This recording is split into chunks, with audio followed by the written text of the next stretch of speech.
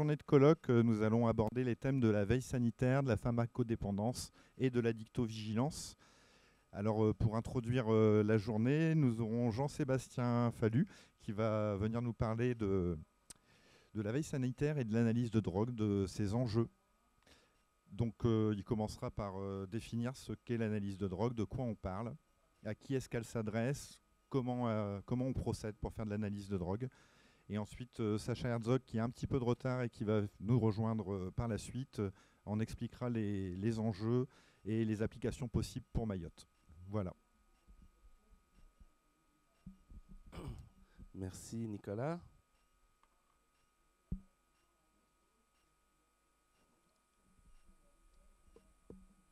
Donc, merci d'être venus si nombreux. Merci Gilles. Oui, voilà. Donc, oui, je présente avec Sacha qui va arriver, j'espère. Heureusement, c'est moi qui commençais. Le plan de la présentation, c'est qu'est-ce que l'analyse de drogue avec un aperçu des méthodes et technologies. Qui sont les personnes concernées?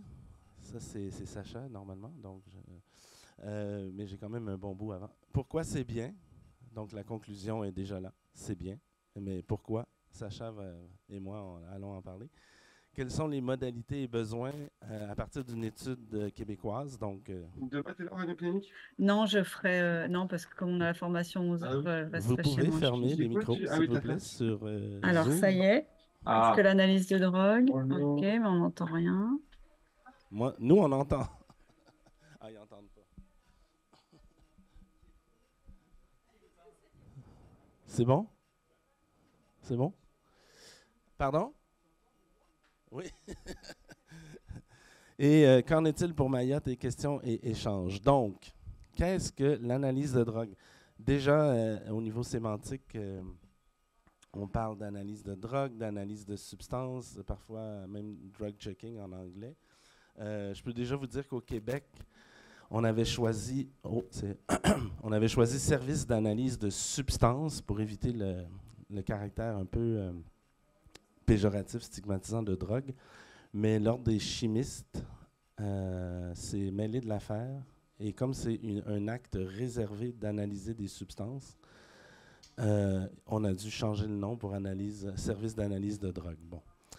Qu'est-ce que c'est? C'est un dispositif qui mise sur des technologies, j'aurais dû mettre / méthode, / méthode, parce que c'est technologie et méthode, de chimie analytique pour analyser des drogues du point de vue qualitatif et quantitatif à destination des personnes qui consomment des drogues et aussi à destination de collecte d'informations à des fins épidémiologiques, là, pas de justice criminelle. L'objectif central, c'est de réduire les risques, méfaits, dommages. D'ailleurs, parfois je vais dire risques, méfaits, dommages. Au Québec, on dit méfaits. Ici, on dit réduction des risques, des fois dommages. J'avais d'ailleurs au congrès à Bordeaux proposé un nouvel acronyme, la RDRMB, non, la RDRMDMB, la réduction des risques, des méfaits, des dommages et la maximisation des bienfaits. Mais c'est un peu une blague, mais en écho à ce qu'on disait hier, qu'il faut aussi maximiser les bienfaits. Hein? C'est pas juste.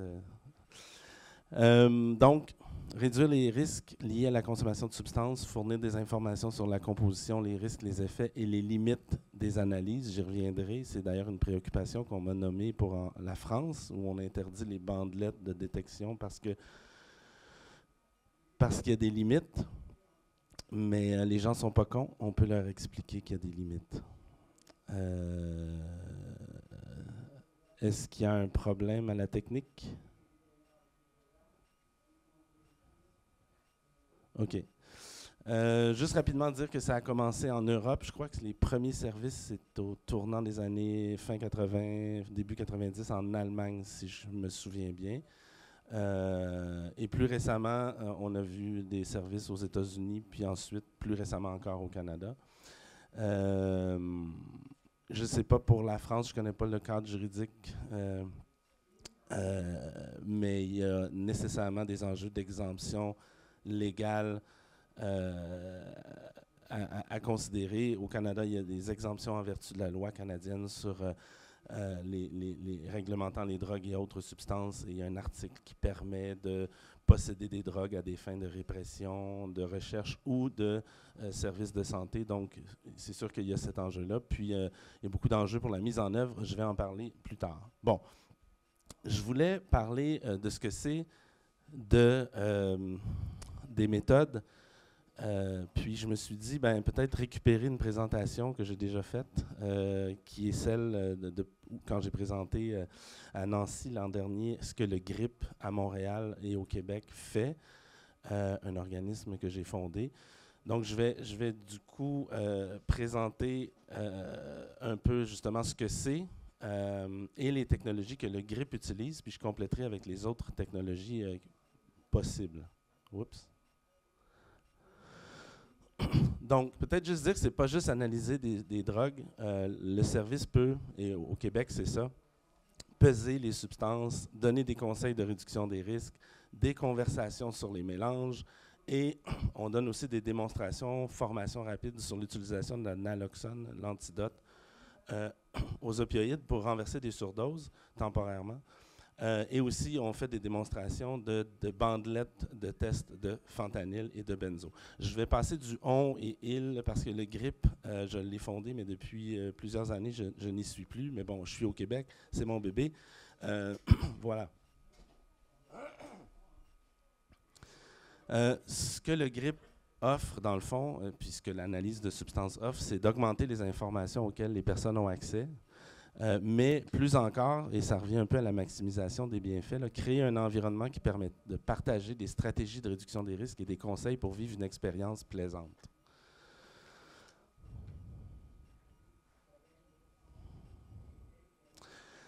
Donc, techniquement, là, en plus de l'analyse, il y a l'accueil, l'écoute, soutien, référence, les bandelettes de détection de fentanyl, naloxone, je l'ai dit, matériel de santé sexuelle, matériel de consommation plus sécuritaire, récupération sécuritaire du matériel usagé et information et ressources. Bon, ceci dit, est-ce que ça avance? Oui. Est-ce que j'ai manqué une diapo? Bon. Il y a tout l'enjeu de la destruction des substances dans les services, parce que les gens peuvent récupérer la substance ou parfois, ben déjà ce qui est analysé, la partie va être disposée. Puis la loi exige que ça soit... L'exemption en vertu de la loi exige que ça soit très, très clairement spécifié. En fait, la transformation d'une substance en l'analysant, en la mettant dans un liquide, c'est considéré comme de la production de drogue selon la loi. Donc, c'est très strictement encadré et c'est disposé dans une litière à chat pour être certain que ça ne puisse pas être récupéré par personne. C'est comme ça que c'est... voilà. Bon. Alors, les technologies, c'est pour le GRIP en particulier, c'est d'abord les bandelettes. C'est 3 technologies complémentaires qui sont du plus accessible et moins coûteux jusqu'au moins accessible et plus coûteux. Les bandelettes, je vais les décrire un peu plus, là, mais ça détecte les opioïdes et benzodiazépines seulement. Ensuite, il y a les réactifs ou la colorométrie qui permet, avec des limites, je vais y revenir, de détecter certaines autres substances. Et la machine qui vaut quand même quelque chose comme 70 000 €, qui est grosse comme ça, qui est de la...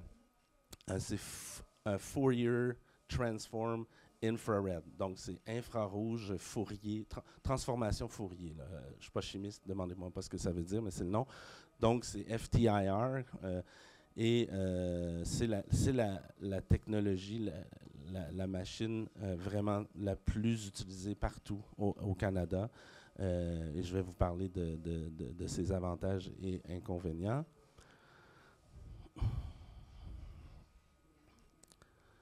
Je pense que j'ai avancé d'une diapo de trop parce que ça réagit.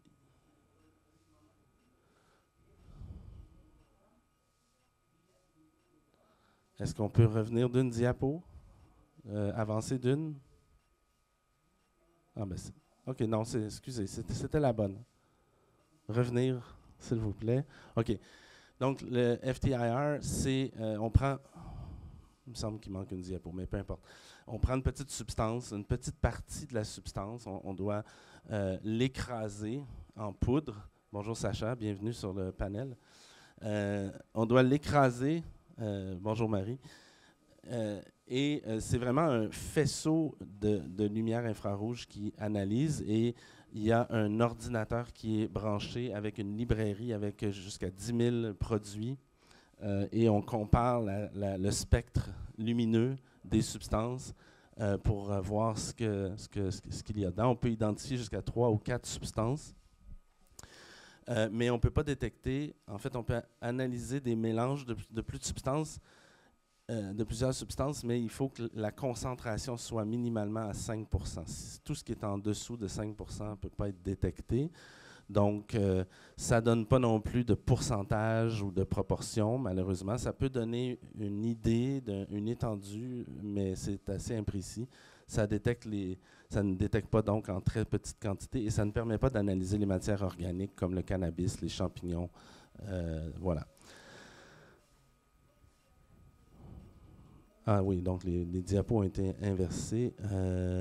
Donc c'est très sélectif, mais pas sensible. J'avance à l'autre. Ça réagit vraiment. OK.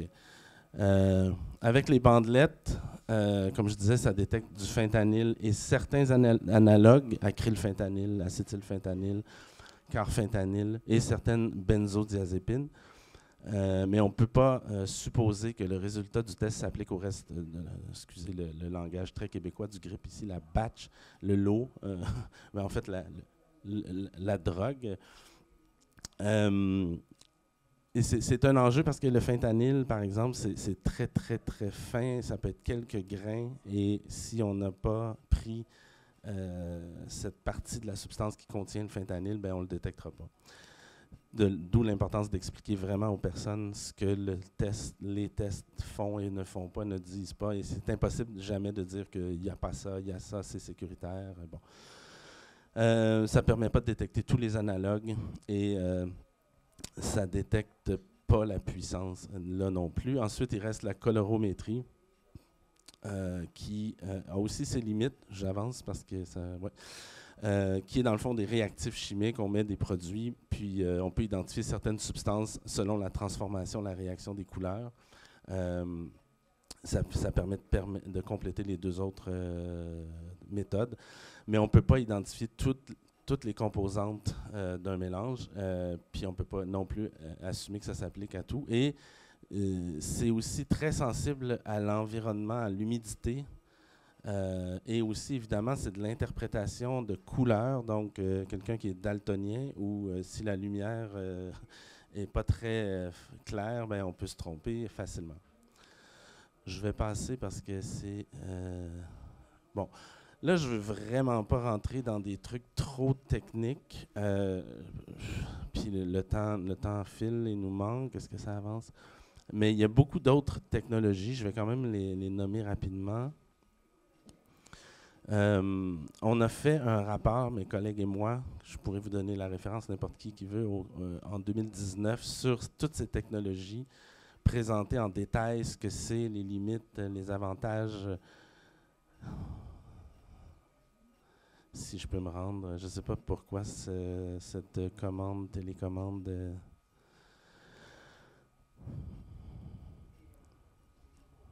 Est-ce qu'on peut avancer d'une diapo, s'il vous plaît? La télécommande, peut-être que la pile est morte. Avancez, s'il vous plaît. Voilà. Donc, il y a la chromatographie sur couche mince. Et là, je ne veux pas lire tous les avantages, limites de chacune, mais ici, c'est simple, faible coût, très faible échantillon, mais c'est une analyse qui peut être longue. Et évidemment, comme je l'ai dit au début, toutes ces techniques sont beaucoup plus cher et aussi plus ou moins mobile. Donc, si on pense, comme le GRIP par exemple, c'est une caravane qui se promène. Parfois, c'est des services fixes. Et donc, quand on est dans un service fixe, on peut penser à des méthodes comme ça. Mais quand on est dans une caravane, c'est plus compliqué. Mais celui-là reste quand même portable. D'autres, comme je vais vous montrer, ne le sont pas. La spectroscopie Raman, c'est aussi infrarouge. Puis je ne l'ai pas dit, mais je vais le mentionner. C'est quand même assez intéressant que c'est rare comment je dirais? Oui, c'est rare qu'on profite de la répression en RDR, mais toutes ces technologies, en fait, la base de la chimie analytique existe indépendamment de la répression, mais les dispositifs comme celui-là, très portables, et toutes les études pour rendre ces machineries le plus portables, efficaces et évoluées pour détecter des drogues, ben c'est utilisé d'abord et avant tout dans les prisons, les aéroports, par les forces de l'ordre.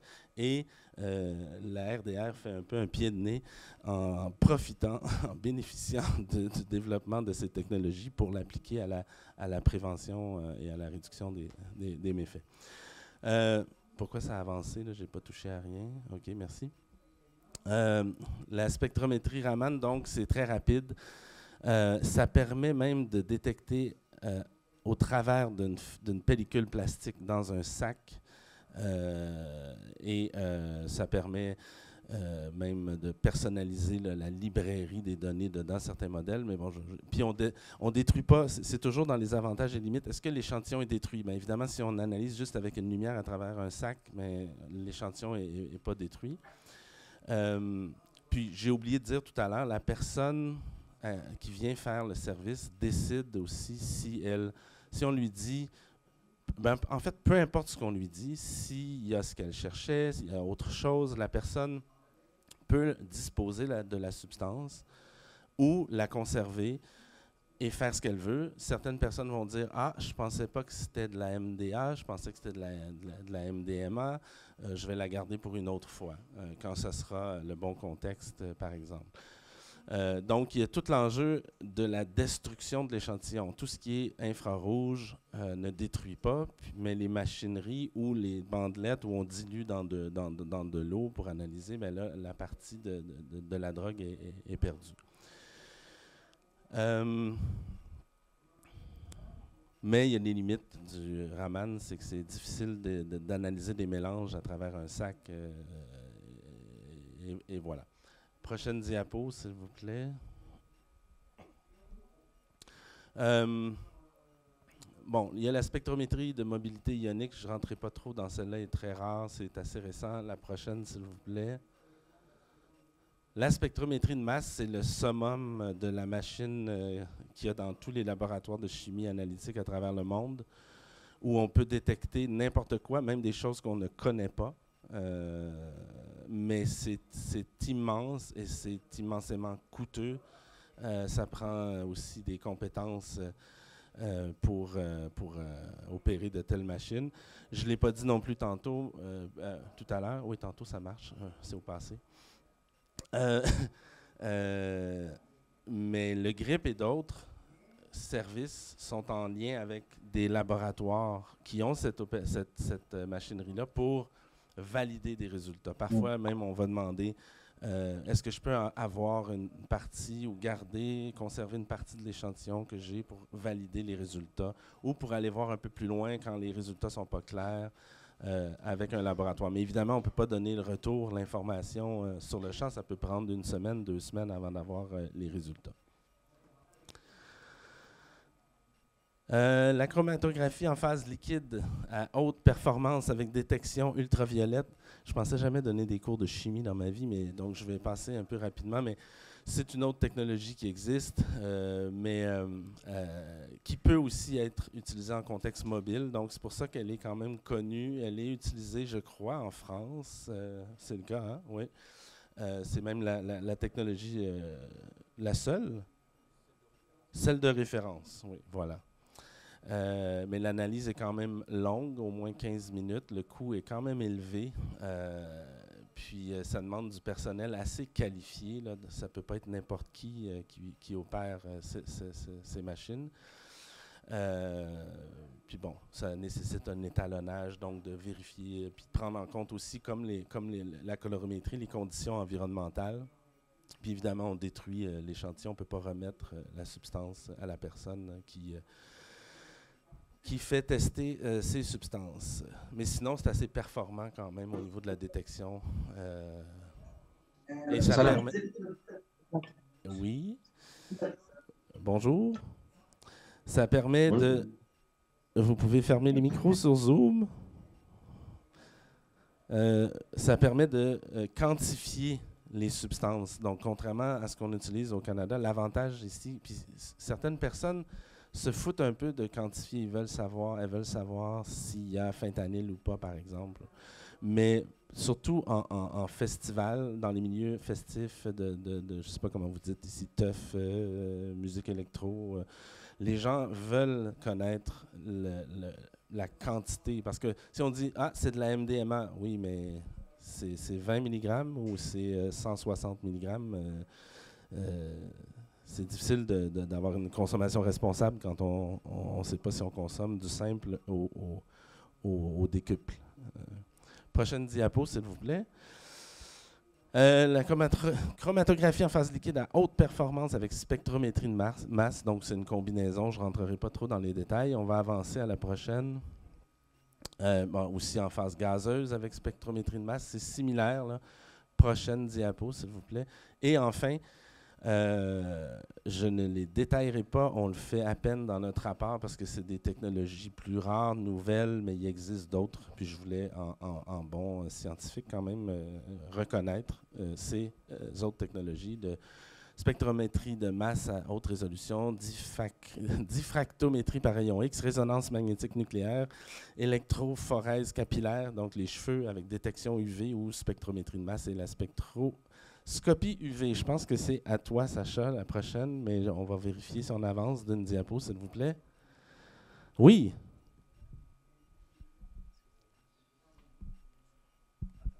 Allô? Oui, ça marche? Donc, désolé pour le retard, on a eu des petits problèmes sur la route. Donc effectivement, merci beaucoup Jean-Sébastien pour le cours de chimie improvisé. Et donc moi je vais vous parler des personnes concernées. Donc il y en a beaucoup, mais on en a identifié trois principales. Et les premiers concernés par l'analyse de drogue, sans surprise, c'est les usagers. Donc il y a plusieurs enjeux pour eux. Et le premier, c'est donc qu'il faut savoir, c'est quand une personne vient faire analyser un produit, c'est qu'elle a prévu de le consommer. Et nous, à la Fédération Intra-Addiction, on anime le réseau Analyse ton prod. Et donc on a une charte de principes. Et l'un des premiers principes qu'on a, c'est qu'on analyse les produits que des personnes qui vont les consommer. On n'est pas un outil pour contrôler les enfants, si on trouve dans le bureau d'un salarié un produit, c'est vraiment les gens qui consomment. Et donc leur objectif, c'est de s'assurer que le produit qu'ils ont dans les mains est bien celui qu'ils veulent consommer. Et donc quand on le faire analyser, l'idée c'est d'avoir le plus d'informations possible. Et donc c'est important aussi de voir que l'idée c'est pas de leur dire si le produit qu'ils vont consommer, ils peuvent le consommer ou non. Donc si par exemple quelqu'un vient, ça arrive avec du fentanyl et qu'elle veut savoir s'il y a bien du fentanyl dedans, c'est qu'elle avait prévu de consommer du fentanyl. Alors après on fait des conseils de réduction des risques, mais l'enjeu pour cette personne c'est est-ce que c'est bien du fentanyl que j'ai, pas forcément qu'on lui dise le fentanyl c'est pas bien. Et parfois par contre elle vient faire analyser un autre produit, de l'héroïne par exemple, et là on lui dit il y a du fentanyl, et elle est contente de le savoir parce qu'elle n'avait pas prévu de consommer du fentanyl et que si elle l'avait consommé, elle n'aurait pas eu une stratégie de réduction des risques adaptée. C'est aussi, et après on va développer sur les avantages de l'analyse, mais c'est aussi un enjeu de connaissance sur les drogues, on va voir après, mais c'est pour les usagers, c'est aussi mieux comprendre les drogues que eux-mêmes consomment, les compositions, à travers l'introduction des risques, mieux connaître les effets, les interactions.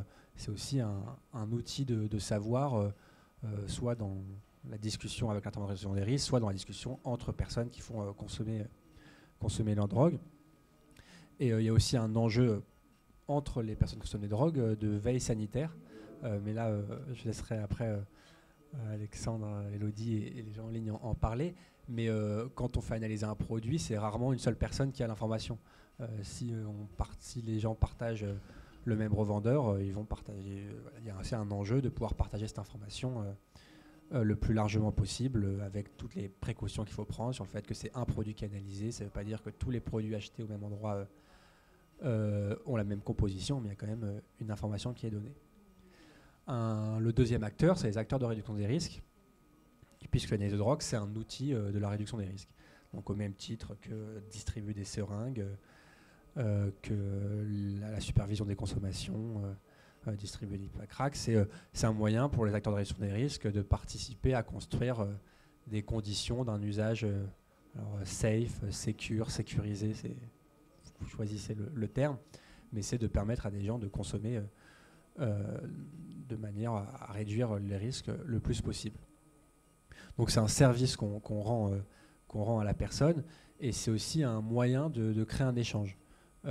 C'est ça aussi un enjeu de l'analyse de drogue, c'est que quand on analyse une drogue, il y a le moment où on va récolter le produit, il peut y avoir un échange à ce sujet-là, l'analyse, et le moment où on rend le produit, et là c'est un outil pour créer cet échange, pour discuter est-ce que c'est un produit que la personne consomme régulièrement, s'il y a une substance qu'elle ne connaît pas, on peut discuter de ce qu'elle connaît la substance. Donc il y a vraiment cette question pour les surtout en raison des risques, de créer un échange, d'autant que l'analyse de drogue a quand même un côté ludique pour les gens, notamment en milieu festif, et donc des personnes qui jamais seraient allées en Carude ou en XAPA parce que pour des raisons de stigmatisation, ne se reconnaissent pas dans les personnes qui fréquentent les Carudes. Donc ça peut être un festival électro ou des gens qui sont très insérés, qui voient leur consommation de drogue comme quelque chose qui fait partie de leur vie, mais qui ne sont jamais questionnés dessus. On peut avoir des gens, par exemple, qui peuvent sniffer avec des billets de banque, parce que personne ne leur a jamais expliqué qu'un billet de banque, ce n'est pas le meilleur moyen de prendre de la drogue. Et donc ou sur un téléphone, et parce que c'était que entre amis qui n'ont jamais fréquenté de réduction des risques, et donc c'est l'occasion d'un premier contact. Je sais qu'en Belgique, ils avaient posé la question dans leur entretien, est-ce que vous aviez déjà parlé de consommation de drogue, de votre consommation de drogue avec quelqu'un avant, et il y avait des gens qui répondaient non, mais que ce soit un professionnel de santé, leur médecin, un intervenant, et donc c'était aussi un moyen de faire venir à la réduction des risques des gens qui avaient jamais été en contact avec ces questions-là. Et ce que je voudrais dire aussi important pour les structures, c'est qu'il ne faut pas forcément avoir un laboratoire pour pouvoir faire de l'analyse de drogue. C'est aussi un des aspects du réseau d'analyse Prod, c'est qu'on fonctionne avec des laboratoires régionaux ou locaux selon la densité de laboratoires dans le territoire, mais si une structure qui n'a pas de laboratoire veut faire l'analyse, elle peut se mettre en lien avec un membre du réseau qui a un laboratoire et envoyer les échantillons.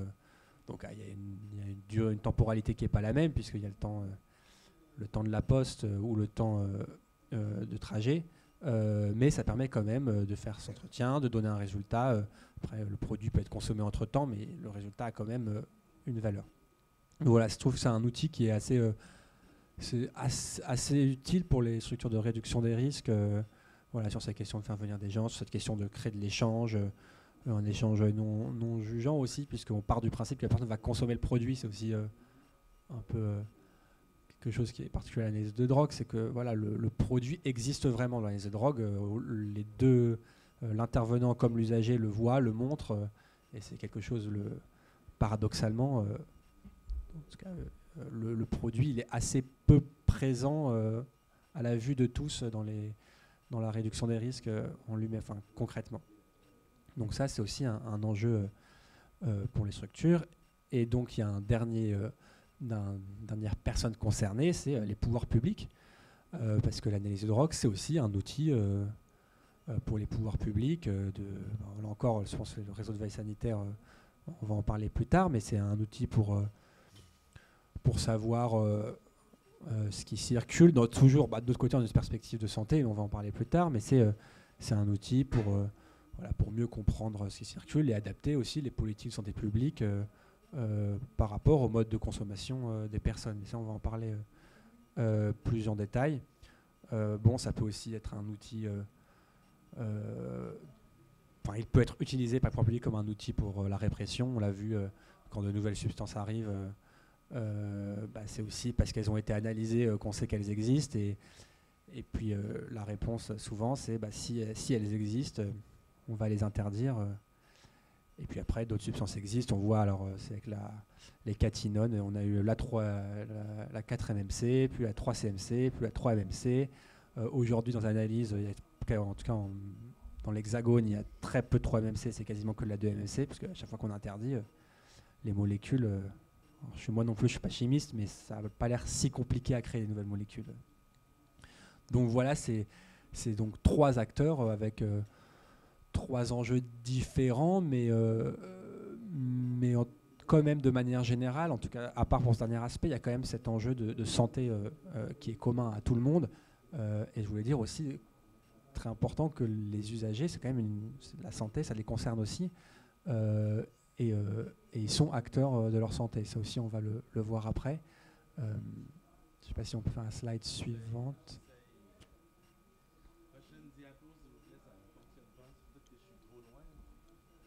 Voilà.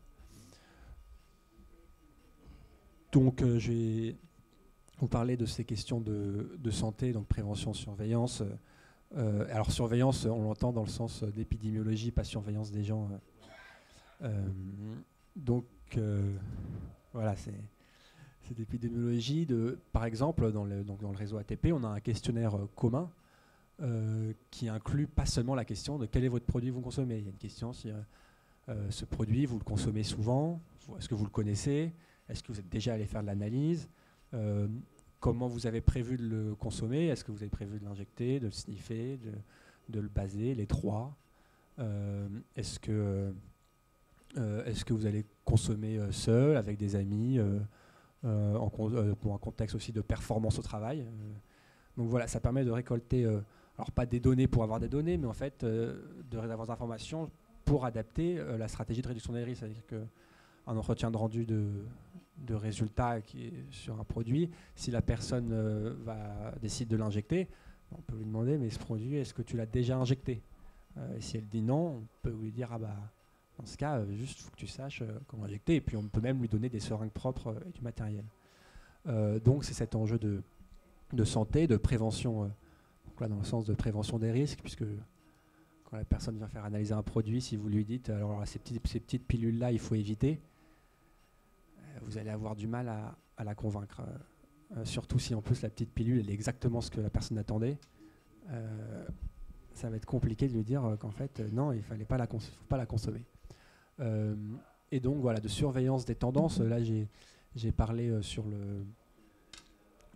la 3-MMC, le fait que les substances qui circulent changent. On voit aussi émerger des nouvelles substances, par exemple. Alors ici je ne sais pas, mais dans l'hexagone on a par exemple le Tutsibi. Donc c'est pas du 2CB, c'est un mélange de kétamine et de MDMA. Si on le voit, c'est aussi parce qu'elles analysent et que les gens viennent d'analyser, et puis on voit ce que c'est, puisque le nom avant c'était la cocaïne rose. Il n'y a pas de cocaïne dedans, donc c'est de la kétamine et de la MDMA. Et donc de savoir ça permet aussi de mieux comprendre ce qui se passe pour les personnes qui consomment de drogue et de mieux les accompagner, et même pour elles-mêmes, de savoir que quand elles prennent du Tutsibi, c'est de la MDMA et de la kétamine, et certainement pas de la cocaïne. Peut-être juste avant de parler des modalités et besoins, je voulais dire que, évidemment, l'analyse de substances est un service qui est absolument inutile dans un contexte de substances encadrées légalement. Il n'y a personne qui fait analyser sa bouteille de vin avant de la consommer. Parce qu'on sait exactement ce qu'il y a dedans. Et je pense que c'est important de nommer là, que c'est ça. Et que non plus, tous ces services-là n'ont pas les dispositifs qu'on a dans un cadre de légalisation. Ça comporte des limites. Et systématiquement, partout où on discute de la mise en place de ces services-là, il y a des débats à ne plus finir sur un peu ce que je disais tout à l'heure, la crainte de donner des faux sentiments de sécurité à l'usager face à des résultats qui sont plus ou moins limités. Mais moi, j'ai toujours été de ceux qui disent savoir un peu plus que rien en connaissant les limites, en les expliquant, ça peut quand même donner une information qui, dans certains cas, est relativement fiable, mais pas complète, mais qui permet quand même de prendre des décisions beaucoup plus éclairées qu'avec aucune information du tout. Puis c'est une des grandes limites de le GRIP. Avant d'avoir l'analyse, les gens disent qu'est-ce que ça fait, cette substance-là? Ben, c'est peut-être même pas ça qu'ils consomment. Donc, tous les conseils ne sont pas ancrés dans la réalité de ce que la personne prend. Puis l'autre enjeu, qui est toujours le même, c'est est-ce que ça marche? Est-ce que c'est efficace? Longtemps, les études se sont surtout intéressées aux intentions de changer les comportements, mais pour les décideurs, souvent les intentions, ça ne suffit pas. On veut voir les changements de comportement. Et c'est toujours un enjeu. Je vais parler aussi de la confidentialité dans les recherches, les suivis, mais il y a de plus en plus d'études qui montrent assez, de manière convaincante, des changements de comportement mesurables, mesurés, soit de réduction de la dose ou de disposition de la substance après les tests ou de consommer à un autre moment, comme je le disais tout à l'heure. Donc, on a maintenant suffisamment de données pour dire que ça change le comportement. Là, je vais parler d'un projet qu'on a mené au Québec. On a fait des entretiens auprès des personnes utilisatrices de drogue, praticiens et gestionnaires. Comment vous dites ici? Chef de service ou patron, oui. Sur comment ils voyaient, on a sondé d'autres choses, mais je vais surtout vous parler comment ils voyaient les modalités et leurs besoins là, en termes de services pour mieux orienter la mise en place de ces services-là. On avait 3 populations ciblées, les UDI, donc utilisateurs de drogue par injection et inhalation, les HARSA, les hommes ayant des relations sexuelles avec d'autres hommes, et les gens dans les milieux festifs. On a fait des données, des collectes à partir de sondages en ligne pour l'ensemble des participants, puis des entrevues en personne pour les intervenants et les gestionnaires. Bon. Oui, ça marche là? Je suis assez proche. Bon, je vais venir présenter ici. Non, la caméra n'aimera pas ça. Description de l'échantillon. Donc, 59 personnes de 46 organisations dans 9 régions socio-sanitaires ont participé à la collecte. Il y avait 2 types d'organisations. Donc, des CARUD, mais qui ne s'appellent pas comme ça chez nous. Mais c'est ça. Et aussi d'autres organisations qui donnent des services aux personnes touchées, donc socialisation, réseautage, organismes plus larges là, qui soutiennent les personnes, qu'on a aussi intégrés. Il y avait plusieurs thématiques dans l'entrevue avec les gestionnaires et les intervenants, mais aujourd'hui, je vais surtout parler là, des modalités et des enjeux et des conditions de mise en œuvre des services d'analyse de drogue, donc modalités où, quand... Où est-ce que ça devrait être installé, mis en œuvre, quand, quoi, comment, par qui, comment on devrait transmettre les résultats, les enjeux au niveau de l'opinion publique, la sécurité, la collaboration avec les partenaires, formation, financement, ressources humaines, etc. et les défis, obstacles et facilitateurs de conditions de mise en œuvre.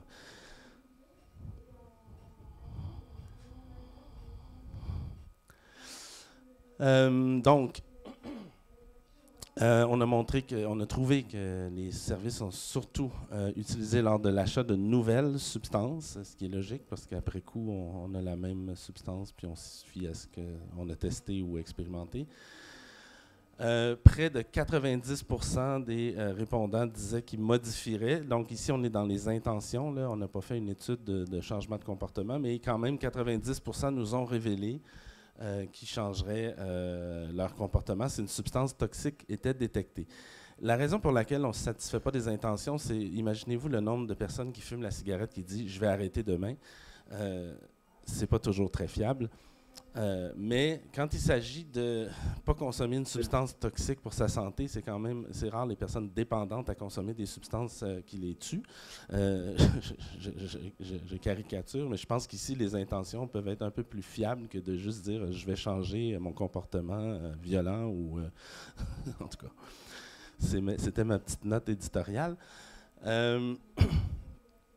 Les enjeux, il y a une préoccupation concernant, évidemment, je l'ai dit, un peu les limites des tests, le faux sentiment de sécurité, la diminution de la vigilance des gens parce que c'est testé, c'est peut-être moins risqué, ils pensent. Donc, ça nécessite, comme je le disais, donc je l'ai tout dit tantôt, là, une communication très claire. L'avantage ou les avantages, c'est de fournir des informations sur le contenu des substances, prévenir les surdoses, desservir les personnes non desservies, faciliter l'accès à d'autres services parce que ça met en relation avec d'autres services. Donc, les conditions et modalités, évidemment, il y a un long rapport qui présente ça en détail. Ici, j'ai synthétisé en 3 dias. Au niveau des procédures d'exemption à la loi, les constats, c'est que la procédure devrait être simplifiée pour faciliter la mise en œuvre et qu'il y a besoin d'une ressource centralisée pour accompagner les organisations. Mais ça, c'est très lié à notre réalité là, de l'article 56 de la loi canadienne sur les drogues et autres substances. Mais voilà. Le financement, évidemment, ça devrait être financé pour nous, et comme les gens le disent dans le rapport, comme n'importe quel autre service de soins. Et ça nécessite un financement récurrent et pérenne, sinon c'est très compliqué de mettre en place de tels services si c'est juste pour un projet temporaire. L'assurance qualité, il faut mettre en place des mécanismes de contrôle pour la calibration des appareils, la formation du personnel, puis la relation avec les services policiers, il faut dialoguer, avoir des ententes de collaboration, même formelles, et former les services policiers pour favoriser l'acceptabilité aussi. C'est ce qui est ressorti dans les entretiens, notamment. Pour ce qui est de la visibilité, ça devrait être visible par le public cible, mais tout en minimisant la stigmatisation. Il y a des enjeux, donc savoir c'est où, le voir, en tout cas, mais sans que ça soit stigmatisant. Puis les emplacements qui étaient privilégiés, puis évidemment, ça pouvait changer d'une population à l'autre. Je vous ai dit UDI, festival, là, c'est une généralisation abusive sur toutes ces populations-là, mais le rapport détaille pour chacune. Mais en général, les gens préféraient que ce soit dans des CARUD, que ça soit offert, ou dans des services de consommation ou d'injection ou des haltes soins, là, comme on dit avec un euphémisme ou corruption. Ou sinon dans les festivals, les bars, les pharmacies. En termes de couverture géographique, les gens souhaitaient que les lieux de consommation soient mobiles dans les grands centres urbains, près des lieux de consommation et des services mobiles, puis ensuite utiliser les services mobiles pour atteindre les populations en régions plus rurales. Les technologies privilégiées, c'est les bandelettes de détection du fentanyl, les colorimétries qui est disponible partout, mais les autres technologies dans des locaux dédiés. Mais bon, évidemment, le FTIR peut être ajouté à ça, là. En termes d'horaire, les gens disaient que ça devrait être au moins 20 heures sur 24 heures et idéalement 24 sur 24. Ça devrait être installé ou offert en complémentarité des horaires entre les différentes organisations pour des services adaptés, mais aussi complémentaires et que ça soit finalement accessible en tout temps. Et il y a beaucoup de balises au niveau de ça qui demandent de la confidentialité, de la discrétion, la gratuité, la complémentarité avec d'autres services et une continuité aussi avec d'autres services. Puis en terminant, la dernière dia, le type de résultat, les gens veulent connaître les substances et la quantité. Les gens veulent la totale. Et évidemment, c'est ce qu'on veut pour prendre des décisions éclairées. Les gens souhaitent une attente brève de 20 minutes et moins, mais les intervenants et gestionnaires, eux, ils estimaient que ça devrait être 5 minutes. C'est sûr que ça aussi, ça peut varier. Si on est en festival, bon, puis qu'on peut laisser son produit, puis qu'on est là pour 5 jours, puis qu'on prévoit consommer demain, ben, on peut bien attendre quelques heures. Mais il y a des gens qui veulent consommer tout de suite et même 20 minutes, ça peut être long. Mais bref, la clé, c'est le plus rapide possible. Pour les résultats, les gens préfèrent la remise en personne, sur place. Mais sinon, l'alternative, c'était par texto pour certaines de nos populations. Puis les données, comment devraient-elles être utilisées? Bien, ça devrait être partagé avec les personnes, la santé publique, les organismes, donc CARUD et XAPA et tout, et même quand il y a des alertes là, pour toute la population. Mais évidemment, l'enjeu de préserver l'anonymat est ressorti. Alors, à toi, Sacha, pour Mayotte. Ouais. Je voulais juste, parce que j'avais sur l'empouvoirment, ça va être lié avec Mayotte. C'était avant, mais j'avais oublié d'en parler, c'est quand même dommage. Juste pour dire rapidement, mais on l'a dit tout, c'est que c'est quand même un outil pour les personnes qui consomment les drogues de récupérer un pouvoir de choix, ce qui n'est pas forcément acquis très souvent. Donc, parce que c'est en fait, quand on est informé, quand on sait ce qu'on va consommer, on peut vraiment choisir de le consommer. Donc c'est ne pas avoir à faire confiance aux revendeurs aveuglément, c'est pouvoir décider, c'est pouvoir décider du coup de consommer le produit ou de ne pas le consommer s'il ne correspond pas à ce qu'on veut, mais au moins on a ce choix, on peut aussi le consommer, il peut ne pas correspondre à ce qu'on a acheté et on peut aussi vouloir le consommer quand même. Mais en adaptant, peut-être ça sera agi, par exemple, si on pensait que, nous on demande aux gens, vous pensez qu'elle est pure à combien la cocaïne par exemple? Et les gens souvent sous-estiment la pureté, puisque les puretés ont augmenté, ont doublé en 10 ans. Et donc effectivement, si je m'attendais à prendre de la cocaïne à 50% et qu'elle est à 90%, peut-être que je vais faire des plus petites lignes que prévu. Donc c'est de choisir comment on le consomme, qu'est-ce qu'on consomme. Et du coup, je voulais juste prendre des témoignages de personnes qui utilisent des drogues au moment où psychoactive.org a annoncé le lancement d'un service d'analyse à distance qui est disponible que dans l'Hexagone parce que c'est compliqué de faire circuler des poudres par avion. Enfin, pas idéal.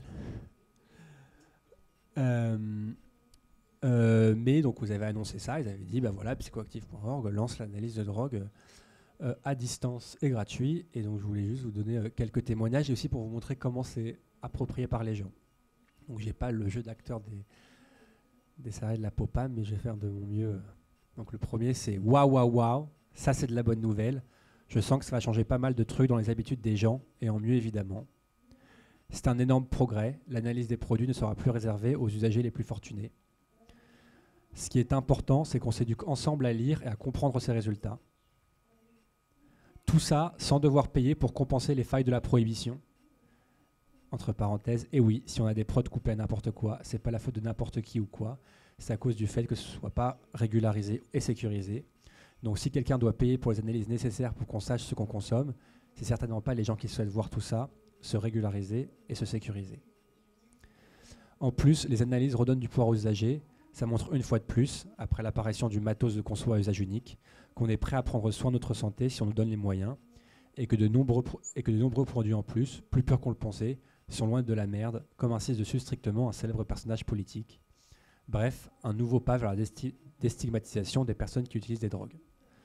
Donc moi je trouvais ça intéressant d'avoir, parce que on voit que c'est un service qui est important pour les gens, mais ce qui ressort en fait, c'est que c'est un moyen pour les gens qui consomment des drogues de prendre eux-mêmes soin de leur santé et que c'est la première chose qui ressort. Vous pouvez lire toutes les pages, il y a 8 pages de commentaires et c'est ça qui ressort. Et aussi ce qui ressort, c'est que les gens comprennent très bien que le risque, c'est la prohibition principalement sur les compositions. Et donc on s'est demandé, mais avec tout ça, est-ce qu'à Mayotte ce serait possible? Et donc un peu...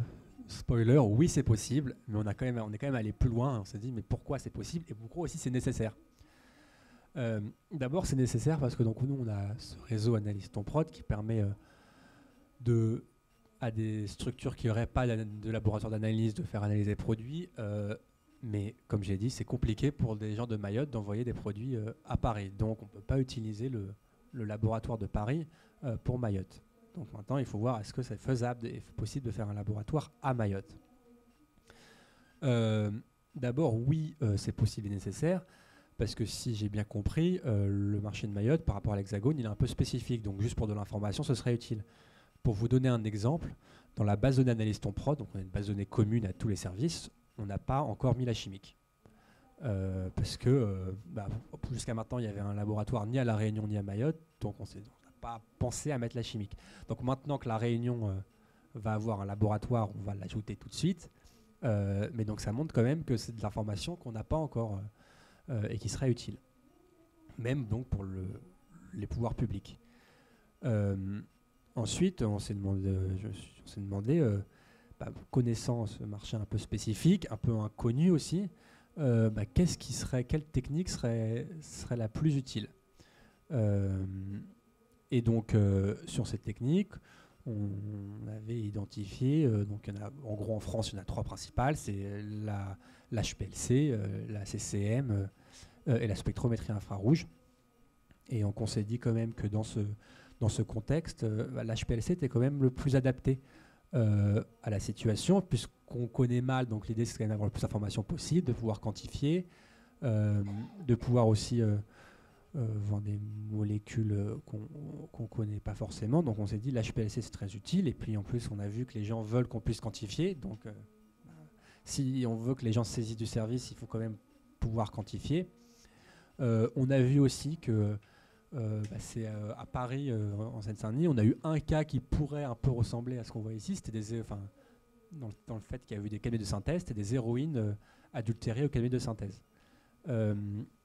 Et donc, c'est parce qu'il y avait une HPLC à Paris qu'on a pu avoir une réponse très rapide, mais ça on en parlera peut-être sur la veille sanitaire, en Seine-Saint-Denis et dans le nord de Paris. On s'est dit aussi, ce qui était important, c'est qu'un laboratoire HPLC c'est très important, mais on peut aussi avoir des choses que les moyens de la RDR ne peuvent pas analyser, et donc il faudrait adosser à ce laboratoire RDR, ou dans l'autre sens comme vous voulez, en collaboration, un laboratoire du réseau Synthèse à Mayotte. Ensuite, en termes de pouvoir d'agir, d'empouvoirment, d'empuissancement, choisissez le terme, c'est un territoire où le pouvoir d'agir, j'ai l'impression depuis 4 jours que c'est une question qui se pose assez fortement. J'ai pas l'impression que les personnes qui sont les drogues ont beaucoup les moyens d'exercer leur pouvoir d'agir, de créer pouvoir d'agir, de faire communauté. Et donc ce dispositif, alors il ne résoudrait pas tous les problèmes, mais il serait quand même, permettrait quand même de travailler dans cette direction, permettrait aussi de mieux connaître les modalités de consommation, on l'a dit, donc ce serait aussi un outil pour la veille sanitaire.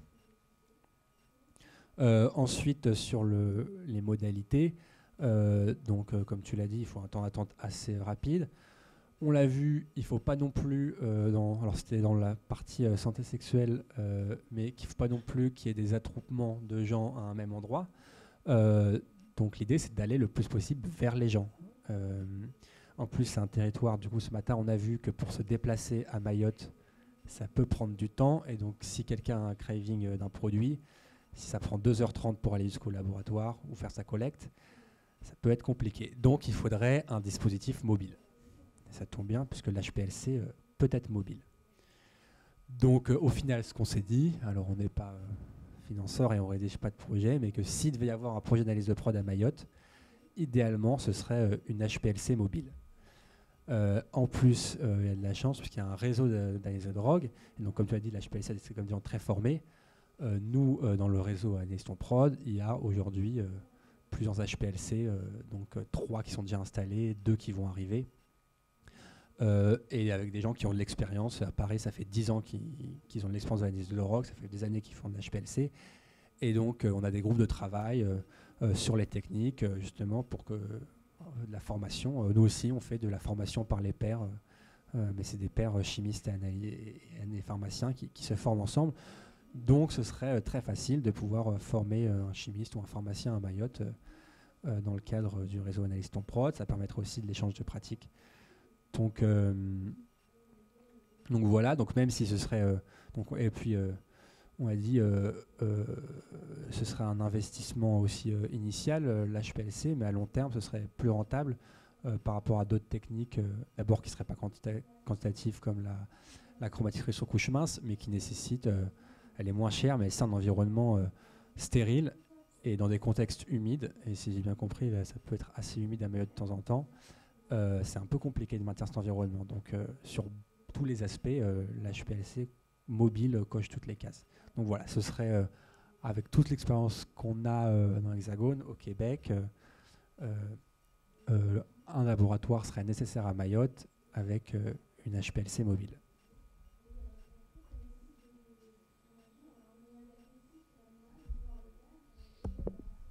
Des questions? Oui.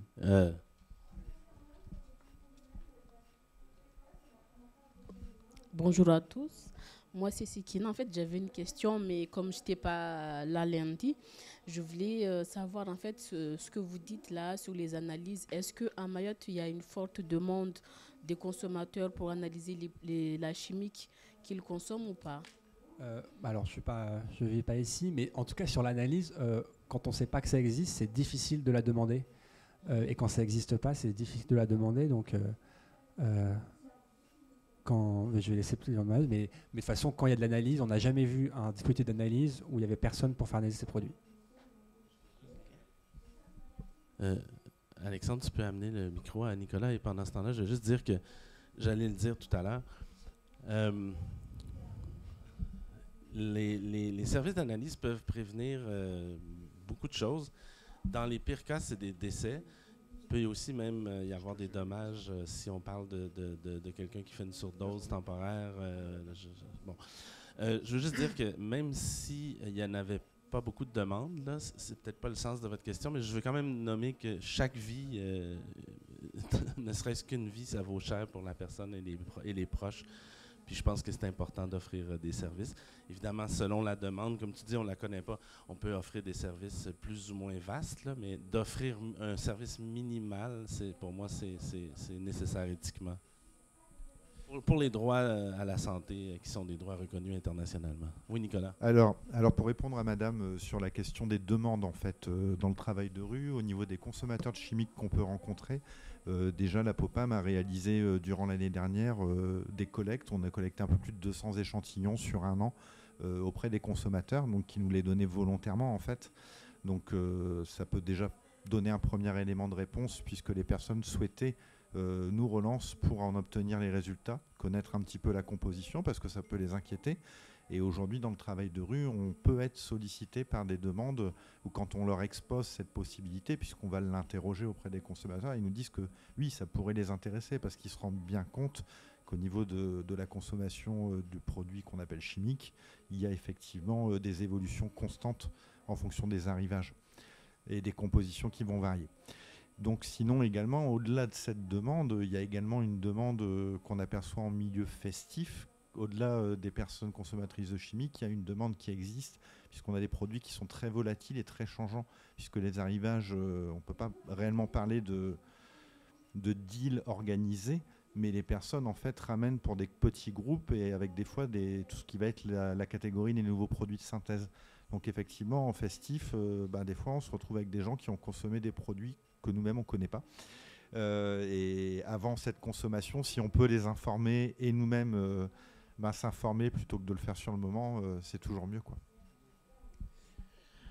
Oui, non, mais en fait, Nicolas a déjà répondu. Je pense que il y a un certain nombre de personnes qui sont demandeuses, bien évidemment. Et dès lors que la possibilité de demander existe, les gens s'en saisissent la plupart du temps.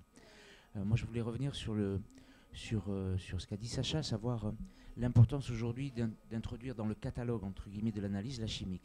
C'est un phénomène qui existe à Mayotte depuis plusieurs années, qui est en pleine évolution. L'étude Chasse-Marais a démontré qu'il y avait quand même des choses très, très particulières qui se passaient. On est sur des nouveaux produits de synthèse, des drogues qui évoluent extrêmement vite, comme l'a dit Nicolas, très volatiles. Et les drogues de synthèse, c'est de la chimique, et on peut faire de la chimique avec n'importe quelle drogue de synthèse. Aujourd'hui, c'est majoritairement des cannabinoïdes de synthèse. Demain, ça peut être autre chose de plus puissant, de plus dangereux, de plus... Et on a tout intérêt, c'est toujours pareil, c'est ce qui a été dit lors de ce colloque, on a toujours intérêt à prévenir, à informer, à avoir une connaissance du contexte dans lequel les pratiques de consommation et les produits circulent, de façon à éviter qu'on soit dans l'urgence, comme ça a été le cas en 2018 lorsqu'il y a eu des overdoses chimiques, parce que on n'était pas du tout en capacité à ce moment-là de pouvoir savoir la composition, et depuis lors elle a bien évolué, et je pense que si on a cette possibilité-là, c'est non seulement utile pour les usagers comme ça a été dit, pour les pouvoirs publics, parce que je pense que c'est aussi une question de tranquillité publique quelque part et de sécurisation d'un contexte, et c'est très intéressant en termes épidémiologiques de suivre l'évolution de ces tendances qui de toute façon dans notre société de consommation sont en perpétuel renouvellement. Et je ne peux pas parler pour Mayotte, mais je pense que c'est important de dire que partout où des services d'analyse de substances sont mis en œuvre, implantés, il y a une demande. Les gens veulent, et on le voit, il y a même des vidéos à Montréal, les services du GRIP, les gens sont comme, oui, les gens y vont, parce que parfois on peut penser que l'usage de drogue, c'est presque de l'automutilation, puis que les gens se foutent de leur santé, mais c'est vraiment pas le cas. Les gens, ils demandent ce genre de service-là pour savoir, puis justement pouvoir avoir une consommation beaucoup plus responsable et de réduire les risques.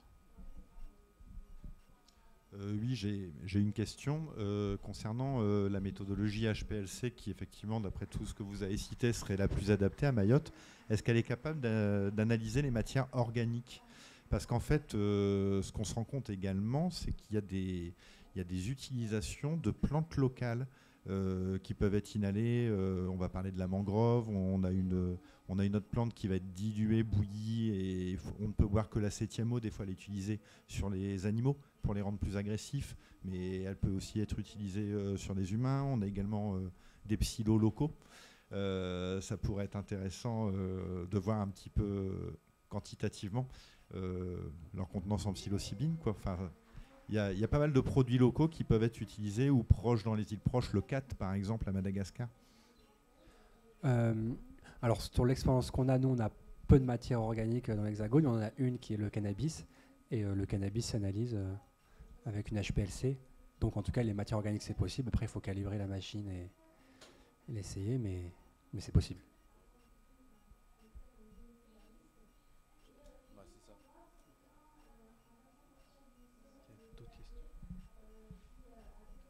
Bonjour. Tout à l'heure, vous aviez dit que la santé concerne aussi l'usager.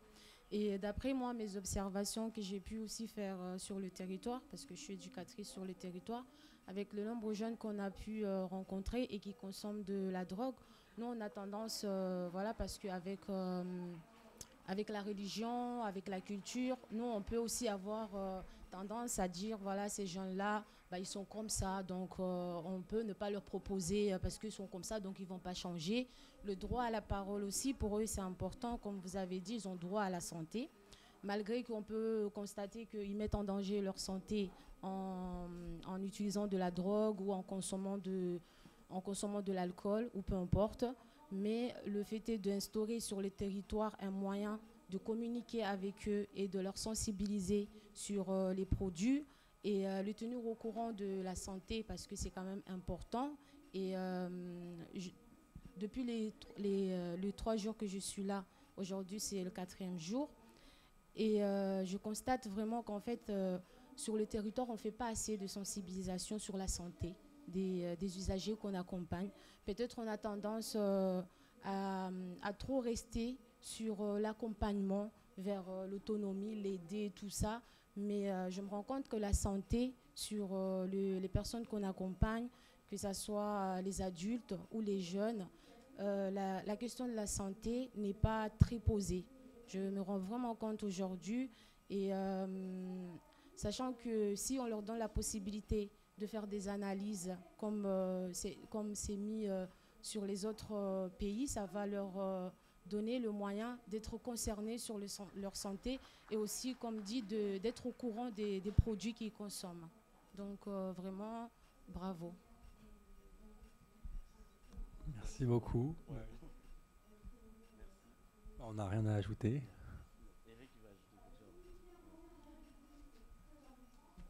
Non, je voulais vous remercier pour votre témoignage, parce que je pense que c'est essentiel ce que vous dites. On a Il faut comprendre que le sujet est compliqué à aborder parce que dès lors qu'on parle de drogue, en plus, voilà. Mais ça a été rappelé hier lors de la journée et je pense que c'est important de le redire à ceux qui sont là. C'est pas quelque chose qui tombe du ciel comme ça. Ce sont des missions réglementaires, ça fait partie de la santé publique. On est missionné pour faire ce type de travail et la mise en place d'un laboratoire, c'est pas quelque chose comme ça dont on a envie parce que on le fait ou on pense pouvoir le faire parce qu'on pense que c'est nécessaire et parce que finalement c'est une obligation qui nous est faite par les pouvoirs publics. C'est notre mission, ni plus ni moins. Et si c'est au service de la population et si ça peut servir à la fois à un contexte qui est celui du recueil de données, d'avoir une vision beaucoup plus globale sur comment ça évolue. Mayotte est une île, les produits rentrent, ils évoluent, et on sait que le marché il va évoluer, le marché il s'adapte. C'est le propre du marché. Donc si on ne suit pas ces tendances, on risque d'être avec un certain nombre de problèmes à terme qu'on aurait pu anticiper, d'où l'intérêt d'avoir ce type de laboratoire. En tout cas, merci pas à vous. Puis, moi, je veux juste rappeler aussi l'importance de, malheureusement, la stigmatisation, parce que la prise de risque, elle est dans toutes sortes de choses, incluant la conduite automobile. Et bien, on met des ceintures de sécurité pour réduire les risques. C'est juste que la question de la consommation, ben, c'est tellement mal vu que non seulement on pense même pas que ces personnes voudraient prendre soin de leur santé, mais en plus, on ne priorise pas ça pour ces personnes-là parce que c'est mal vu. Et, ouais. Je voulais juste rappeler l'enjeu de la stigmatisation. Une question. Oui, une question de la salle. Merci beaucoup pour vos interventions.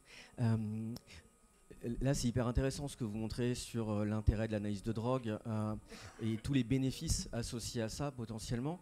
Mais je me demande s'il y a des risques aussi. Vous n'en avez pas du tout parlé. Est-ce qu'il faudrait réduire les risques des actions de réduction des risques? Par exemple, si les gens savent ce qu'ils consomment, est-ce qu'ils pourraient surconsommer en se disant mais c'est bon, je suis en sécurité, je sais que c'est ça. Comment ça a été évalué? Il y a des enquêtes là-dessus. Qu'est-ce que vous pouvez nous dire? Merci pour l'excellente question d'avocat du diable. Quelle belle mise en scène. Oui, en fait, à chaque fois qu'il y a des services d'RDA de mis sur pied, on craint, systématiquement les gens craignent une augmentation de l'usage. Puis c'est jamais vérifié dans aucune étude, sauf des petites tendances temporaires, mais c'est pas quelque chose qu'on retrouve. C'est aussi très personnel, ce que je vais dire, c'est pas lié à la recherche, c'est ma perception. Puis mon expérience de l'usage et de fréquenter des gens qui utilisent des substances. Et j'ai vu des gens consommer malgré l'absence d'information. Donc, ils vont peut-être mieux consommer, mais plus consommer, je ne pense pas. Il y a peut-être des personnes, mais elles sont rares. J'en faisais partie qui parfois évitent de consommer un produit parce qu'il n'a pas été testé. Puis donc, peut-être que dans certains cas, il y a des gens qui pourraient consommer plus en ayant accès à des produits de qualité. Mais c'est vraiment pas les personnes qui me préoccupent. C'est pas les personnes très à risque qui se défoncent, qui consomment de toute façon. C'est peut-être le cas d'une minorité de personnes qui... c'est ça. Mais donc, ouais, je pense pas que c'est une préoccupation qui est fondée dans quoi que ce soit. Puis, j'ajouterais même, tant qu'à y être, on a ces débats-là au Canada avec la légalisation du cannabis, est-ce que ça va augmenter l'usage? L'usage en soi, c'est pas un problème. Je sais pas combien de fois il va falloir le répéter. L'usage en soi n'est pas un problème. C'est les problèmes qui sont des problèmes. Et donc, qu'on ait une augmentation d'un certain pourcentage d'usage, mais qui soit intégré, même voire bénéfique, parce que, rappelons-le, ça peut être bénéfique, la consommation de substances, ne serait-ce que le plaisir, la socialisation, la spiritualité. Bon, bref, je ne rentrerai pas dans tout ça, mais je tiens à nommer que même une augmentation petite, ça ne se transpose pas nécessairement en problème de santé, de troubles d'usage, de problèmes de prise en charge, bref, voilà. Oui, Marie. Oui, d'abord, je voulais vous remercier pour votre intervention. Vous avez réussi à rendre pédagogique un sujet qui peut sembler ardu. Et c'est vrai que vous avez montré aussi que... Surtout le 4e matin. que travailler et réfléchir sur les techniques, ça peut aussi nous permettre d'aborder des sujets éthiques, sociaux et politiques. Et c'est vraiment important. Ma question, elle était plutôt du côté un petit peu pour tirer le fil de ce qu'a dit Alexandre, mais un peu du point de vue des intervenants et du risque. Pour avoir vu des services d'analyse au Québec et en France et discuter avec des intervenants, est-ce que donc l'intervenant qui effectue l'analyse et qui rend ou qui informe l'usager sur ce qu'il y a dans le produit, est-ce qu'il ne va pas se dire, est-ce qu'il ne va pas chercher un risque zéro, en fait, et se sentir coupable d'une information qu'il aurait donnée, mais qui est forcément toujours limitée puisque le risque zéro n'existe pas. En fait, je ne sais pas si je suis claire, l'intervenant? Ouais, en fait, est-ce que on n'a pas un risque avec l'analyse de vouloir être jusqu'au boutiste sur une technique qui serait parfaite et qui, à mon sens, n'existe pas, et qui ferait qu'on se mettrait nous-mêmes des freins en disant, mais en fait, là, cette technique-là, je ne vais pas l'utiliser parce que l'information que je vais donner à la personne, elle n'est pas 100% sécurisée. Donc, je lui donne une information qui est peut-être fausse et il va prendre un risque alors que j'ai cherché à réduire ce risque. Oui, je comprends très bien. Ça rejoint la question du faux sentiment de sécurité. Mais les intervenants ne disent jamais « c'est bon, vas-y, c'est propre, c'est que ça ». Et justement, c'est une occasion. Je ne l'ai pas nommé, mais c'est aussi de l'hameçonnage, le drug checking. Il y a même des études qui ont montré qu'il y a 3 fois plus de gens qui fréquentent les stands d'information dans les raves, les festivals, quand il y a de l'analyse que quand il n'y en a pas. Donc, c'est l'occasion de passer des messages sur la réduction des risques, plein de choses. Mais j'ai envie d'ajouter que ces services-là, en général, en tout cas au Québec, ne sont pas du tout, je pars de loin, là, mais ne sont pas du tout ni dans une approche paternaliste, ni de risque zéro. Et j'espère outer, excusez l'expression anglaise, personne, mais les gens qui offrent ces services-là sont eux-mêmes des consommateurs. Et donc, ils comprennent le besoin. Et je pense pas qu'ils cherchent le risque zéro puis l'information parfaite. Ils sont conscients des limites, ils sont tout à fait à l'aise, ils sont même heureux de pouvoir accompagner les personnes dans leur consommation, dans leurs expériences pour, oui, réduire les risques et ça le permet. Et pour la France, du coup, c'est des questions qui se posent. Donc dans le réseau Aniston Prod, il y a 400 à peu près collecteurs dedans. Donc forcément, il y a des questions. Et en fait, rendre des résultats, on ne s'improvise pas en rendeur de résultats. Et donc, nous, ce qu'on a fait, c'est qu'on a créé une formation avec des gens qui font de l'analyse depuis longtemps, des gens avec un savoir expérientiel de l'analyse en tant qu'usager de l'analyse des consommations de drogue. Donc, il y a des formations qui sont disponibles et mises en place dans toute la France pour les nouveaux collecteurs. Et on a ces groupes de travail où les questions se posent. Et après, sur l'information et le perfectionnisme, l'analyse drogue, c'est un outil de RDR, donc on n'est pas non plus... on fait ce qu'on peut avec ce qu'on a. Et donc, comme tu l'as dit, Jean-Sébastien, on préfère donner une information en mettant toutes les précautions qu'il y a à côté sur... il peut y avoir un produit qu'on n'a pas vu, ça ne veut pas dire que ton produit est sécure. Fais attention, mets en place une réduction des risques. Voilà, c'est pas parce que un ecstasy a été analysé que la règle de le couper en morceaux et de prendre un quart au début ne s'applique plus. Toutes les règles les conseils de réduction des risques continuent de s'appliquer même après l'analyse. Mais on préfère donner une information que de rien donner du tout. Il y a une question, oui. Oui, bonjour à toutes et à tous. Moi, je pense que parfois même les acteurs, ils ont peur aussi de voir le côté bénéfique. Parce que souvent, on a tendance à prendre la personne, à le réduire, que c'est juste un usager de drogue, mais pas être prêt à écouter vraiment ce que lui, il a besoin. Parce que c'est pas dans le cadre du travail, mais juste en dehors. J'ai des amis que eux ils consomment. Je discute avec eux pourquoi ils consomment et ils me disent ben, parce que je me sens bien. Et souvent, quand même, les gens ils me voient, mais t'as pas peur de cette personne-là? Lui, c'est juste un drogué. Et moi, j'ai remarqué que s'il est avec moi pendant 2 heures, 3 heures, il y en a qui veulent fumer. J'ai dit, mais ta fumée me gêne. Et pendant ces 3 heures-là, il ne fume pas. Et du coup, je pense parmi la sensibilisation auprès aussi de la population, montrer aussi que toutes les capacités que cette personne-là, ses autres capacités. Et aussi, je pense, parfois aussi sensibiliser sur la part de la responsabilisation de chacun sur cet usager. Moi, je ne sais pas que si une personne, il est maltraité, dès qu'il essaie d'aller vers les autres, c'est juste un usager de drogue. Pendant ce temps-là, lui, il se retrouve tout seul. Et du coup, puisqu'il se retrouve tout seul, il a envie aussi de surconsommer. C'est un peu comme qu'on avait dit que cette personne-là, soit il cherche le bien-être, soit il fuit le mal-être. Mais peut-être juste se poser la question, comment moi, simple personne lambda, je peux accompagner cette personne-là, juste être bien, parce que s'il est bien, peut-être c'est aussi une autre façon de réduire les risques. Est-ce que vous étiez à ma conférence mardi matin? Oui, oui. Moi, mais vous avez très bien compris. Merci. C'est juste vous dites exactement, oui, c'est ça. C'est encore la stigmatisation, le paternalisme, puis la déshumanisation, puis on laisse les gens, on les voit juste négativement comme des déchets, comme, non, c'est Benjamin, comment on les voit?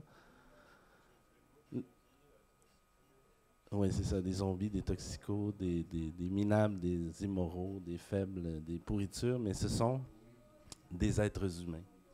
Et le pire, c'est qu'eux-mêmes, il y a des fois, ils ont tendance à croire ça. Un jour, j'ai fait l'expérience, parce que là où j'habite, avant d'aller chez moi, il y a beaucoup de jeunes qui fument, qui boivent. Un jour, je passe, je discute avec eux, je dis, ben, aujourd'hui, on va essayer de nettoyer notre quartier.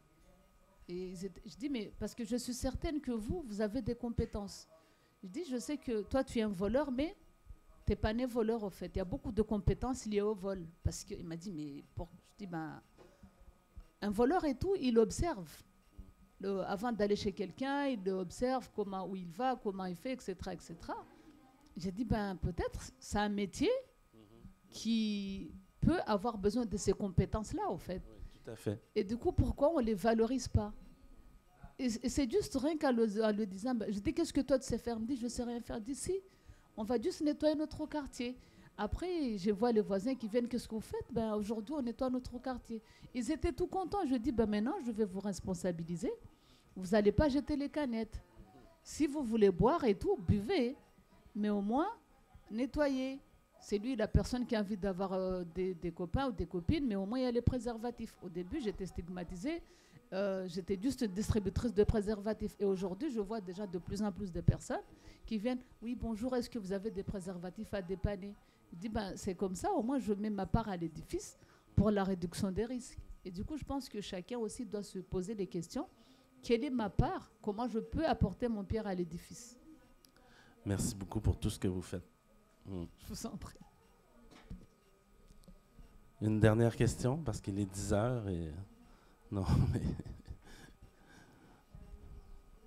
Non, c'est super rapide. Je voulais juste vous remercier aussi et rebondir sur ce que vous avez dit parce que c'est extrêmement juste. Et ce que vous dites, c'est que la personne, elle ne se réduit pas à son statut de consommateur dans lequel on l'enferme avec toutes les idées reçues qu'on met, mais elle a 1 milliard d'autres petites choses qui s'additionnent comme tout le monde et qui font sa personnalité dans son contexte, et qu'en effet il y a plein de capacités, plein de choses aussi, enfin voilà, de pouvoirs qu'elle a, et que c'est notre rôle de faire sortir ces pouvoirs-là et de montrer qu'une personne, elle ne se réduit jamais à une seule chose qu'elle est en fait.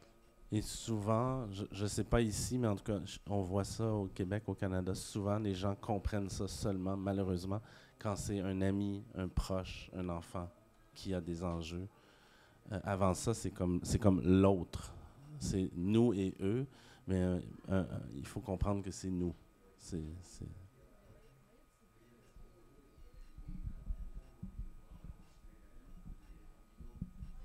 très très difficile parce que moi je prends mon exemple, j'habite Sada, c'est la ville des imams, c'est la ville où il y a toutes les prières, etc.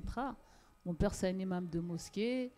Du coup ça fait la fille de l'imam qui distribue des préservatifs, des amis. Young se régalerait. Du coup, des fois même on me dit, est-ce qu'elle a besoin d'être ensorcelée? Peut-être elle est ensorcelée, elle n'est pas bien. Et du coup, je pense qu'il faut aussi arriver à combattre aussi le regard des autres. Parce que si, peut-être chez vous, c'est juste les amis, mais chez nous, c'est tout le village. Il y a des fois, mais ça va. J'ai entendu que tu as un ami qui... Attention, lui, c'est un drogué. Lui, c'est un ivrogne fini. Tu n'as pas peur qu'il te viole. Tu n'as pas peur qu'il te vole. J'ai dit non, bah, cette personne-là, elle était chez moi pendant 3 heures. Il ne m'a pas volé. Pendant ce temps-là, il a volé personne. C'est juste un être humain, quoi. C'est un beau mot de la fin, être humain.